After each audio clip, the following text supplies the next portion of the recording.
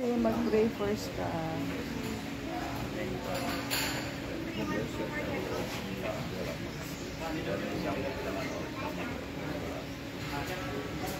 Thank you, Lord, for the blessing. Ayan, dito na yung aking homily. Morning breakfast. By the sea. Ayan, maganda naman ang weather. So, nakatulog ko gano'n. Maga din ako nabising, 11. Wala na kayo eh. 12 o'clock ako na rin. Kasi naantok na daw siya. Sagot, tara. Parang maano mo siya.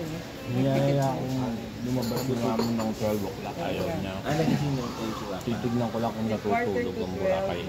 Ano siya. Nanood pa nga ako mo. Joy breakfast. So wala na ano. Hindi magdamag. Hindi magdamag. Siguro mga 2. So hindi yung dati kasi di ba hanggang umaga dati. Beach of Boracay. Wala nang ganun ngayon. Mag-bar. Bar By happy man.